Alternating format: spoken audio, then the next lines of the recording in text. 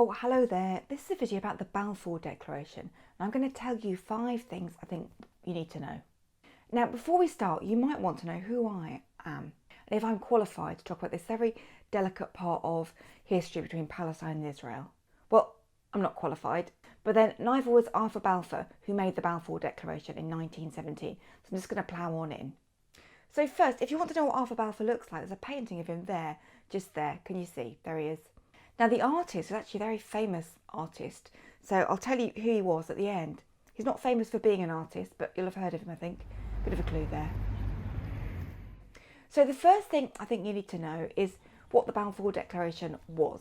Well, the Balfour Declaration is when Arthur Balfour declared in 1917, and I quote, "the establishment in Palestine of a national home for the Jewish people." Now, you might be thinking, I don't know what you're thinking, but I'm certainly thinking, odd thing for a British person to go around declaring, particularly since some other British people had already sort of declared that land will be the site of an Arab state. Now, the second thing I think you need to know is who this Arthur Balfour guy was. Who was he? Well, his name was Arthur Balfour, but he also had many, many other names that I suppose he liked to be referred to. So look, you can see there, he was also a Earl, he was a Lord, he was a KG, that's a Knight, he was an Order of Merit, he was a Pook. He was very well connected as well. His uncle was actually the Prime Minister, Lord Salisbury. His uncle Bob gave Arthur Balfour a pretty high status job, which was as Chief Secretary to Ireland in 1887. And it was in Ireland that he first made a name for himself. Was it a good name? No. So in Ireland, Arthur Balfour was known as Bloody Balfour because, among other things, he sanctioned police firing on Irish protesters, killing some of them. So what happened to him after this? Was he fired? Was he disciplined? Was he disgraced? No, he was promoted. He actually went on to Prime Minister, and off he went to the Middle East. Now, the third thing I think you need to know is this does build on quite a long history of British people trying to sort of offer land to the Jewish people. So they'd offered some land before. Where was this land, you might be asking? Are you? Was it in Britain? Was it Croydon, say? No, it wasn't in Britain. They very generously offered Uganda. I say Uganda because they said Uganda. It was actually what's now modern day Kenya.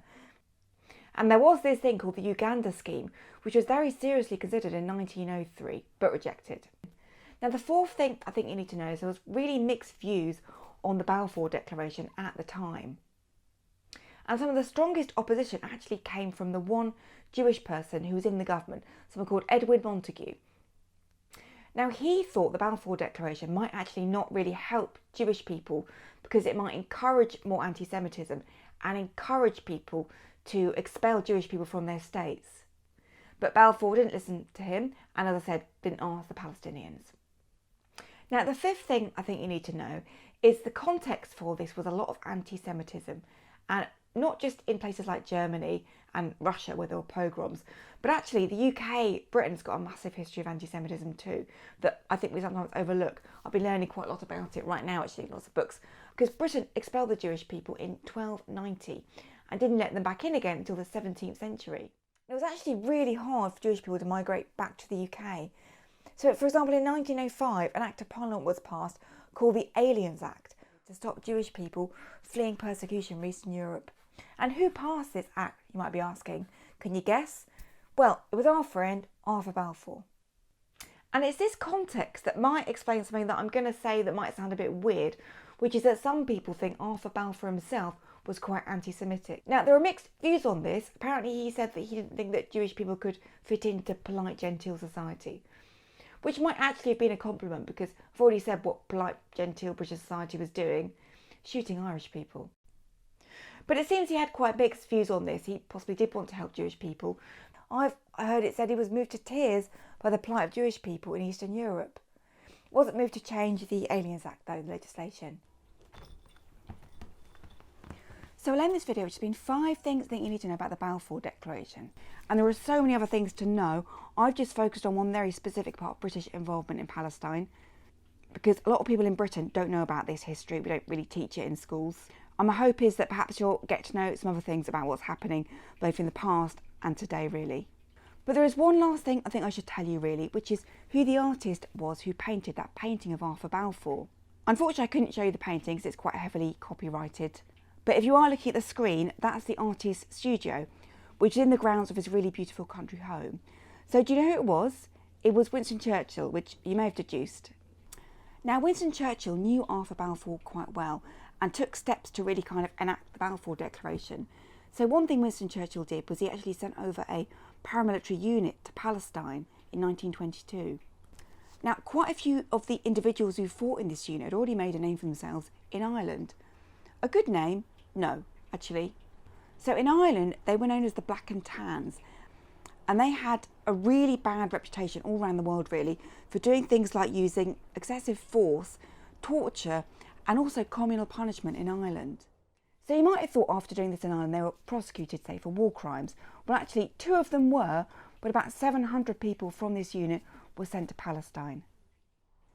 And to give you a sense of what some of them were like, actually, we have a phrase in English which is to duff someone up, which means to beat someone up, which some people think actually came from somebody who was stationed in both Ireland and Palestine, Douglas Duff. Now, I genuinely don't know if the phrase to duff someone up comes from Douglas Duff, but I do know that he existed and he was in both Ireland and Palestine because he wrote about it in his memoirs. In fact, one thing he wrote about the Palestinians is that we scarcely regarded these people as human. Now, I'm not sure it's a good idea to really dwell on Douglas Duff's views or the views of Winston Churchill about Palestine, which were quite similar. As I've already said, please do get other viewpoints, and I'm going to put some links and references. But for now, I am going to leave you with some different views of Winston Churchill, his literal viewpoint, because his country home is really beautiful. That's Chartwell in Kent.